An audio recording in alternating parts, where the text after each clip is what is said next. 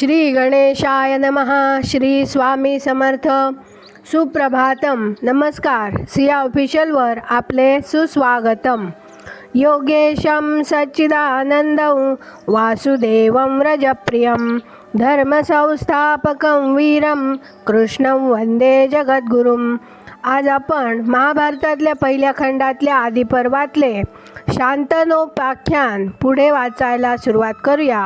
काल आपण अष्टवसूंची कथा वाचत होतो, ती आता आपण पुढे वाचायला सुरुवात करूया. वैशंपायन पुढे सांगू लागले, इकडे फळे घेऊन वरुणपुत्र वसिष्ठ ऋषी आश्रमात परत आले, पण त्यांना त्या उपवनात ती धेनूही कोठेही दिसली नाही आणि तिचे वत्सही कोठे दिसले नाही. तेव्हा त्या वनामध्ये त्यांनी तिचा सर्वत्र शोध केला, पण खूप शोध करूनही त्या उदारधी वसिष्ठ ऋषींना आपली धेनू कोठेही आढळली नाही. वसूंनी ती धेनू पळवून नेली आहे असे त्यांना अंतर्ज्ञानी वसिष्ठ ऋषींना समजले आणि त्यांना तत्क्षणी अपार क्रोध आला व त्यांनी वसूंना शाप दिला. झुपकेदार पुच्छ असलेली माझी दुभती गाय तुम्ही पळवून नेली आहे. या अपराधामुळे तुम्हा सर्वांना मनुष्य लोकामध्ये जन्म घेणे भाग पडेल, हे त्रिवार सत्य आहे. क्रोधाविष्ट झालेल्या मुनिश्रेष्ठ भगवान वसिष्ठांनी अष्टवसूंना असा शाप दिला आणि झालेला प्रकार तत्क्षणी विसरून जाऊन ते तपाचरणामध्ये मग्न झाले. अशा प्रकारे महाप्रभाव तपोधन ब्रह्मर्षी वसिष्ठांनी संतापाच्या भरात अष्टवसू देवांना शाप दिला. इकडे वसिष्ठ मुनींनी आपल्याला शाप दिला हे त्या अष्टवसूंना दिव्य ज्ञानाने समजले आणि ते वसिष्ठ ऋषींकडे गेले आणि त्यांना प्रसन्न करण्याचा प्रयत्न करू लागले. पण सर्व धर्मामध्ये पारंगत असलेले ऋषीश्रेष्ठ वसिष्ठ त्यांच्यावर प्रसन्न झाले नाहीत आणि ते त्यांना म्हणाले, घर इत्यादी तुम्हा सर्व वसूंना मी शाप दिला आहे, पण 1 वर्षाचा काळ लोटल्यावर तुम्ही या शापापासून मुक्त व्हाल. पण तुमच्यापैकी एक मात्र मुक्त होणार नाही.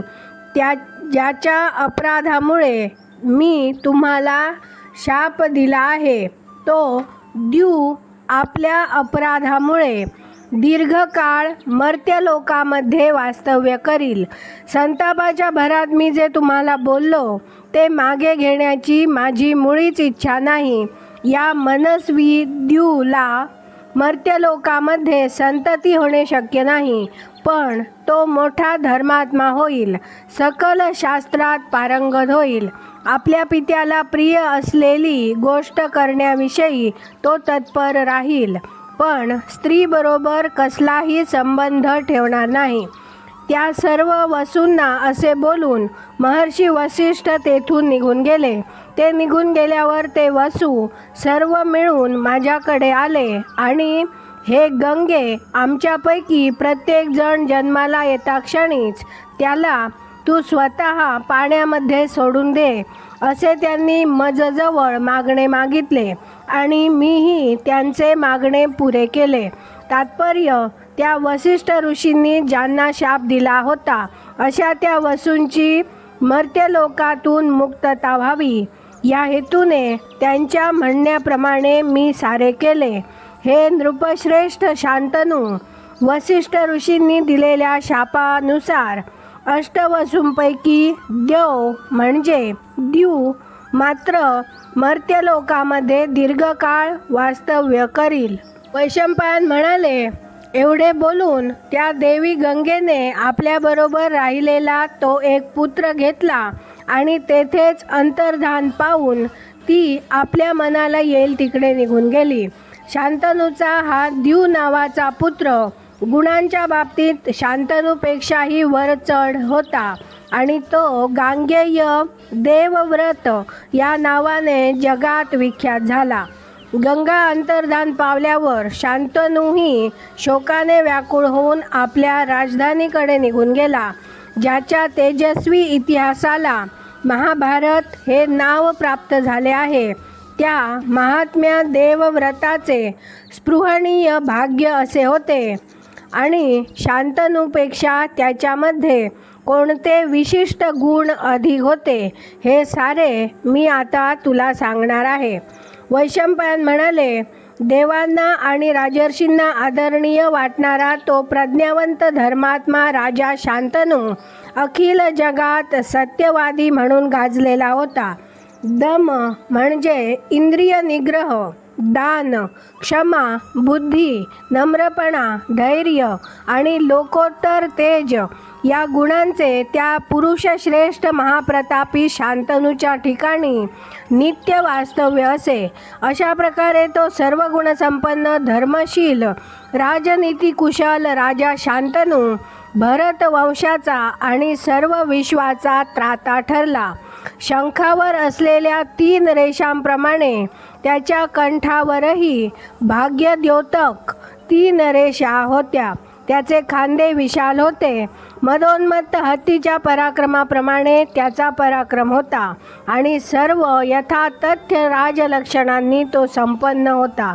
त्याच्या वंशात राजाचा आचार नित्य डोळ्यांसमोर असल्यामुळे काम आणि अर्थ या 2 पुरुषार्थापेक्षा धर्म हाच पुरुषार्थ श्रेष्ठ आहे असा सर्व लोकांच्या मनाचा पक्का निर्णय झाला होता. त्या पुरुषश्रेष्ठ महाप्रतापी शांतनूच्या ठायी ही सारी वैशिष्ट्ये नित्य असल्यामुळे धर्मशीलपणाच्या बाबतीत त्याच्याशी तुल्य असलेला राजा दुसरा कोणीही नव्हता. अशा प्रकारे शांतनू धर्माच्या आदेशाप्रमाणे वर्तन करीत असल्यामुळे आणि सर्व धर्मशील पुरुषांमध्ये तो श्रेष्ठ असल्यामुळे सर्व राजांनी त्याला सम्राट पदाचा अभिषेक केला.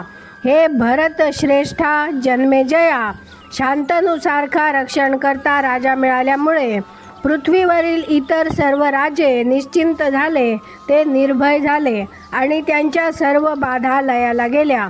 त्यांना गाढ झोप लागू लागली आणि मोठ्या उत्साहाने ते जागे होऊ लागले. आज आपण इथे थांबूया. याची पुढची कथा उद्या वाचूया.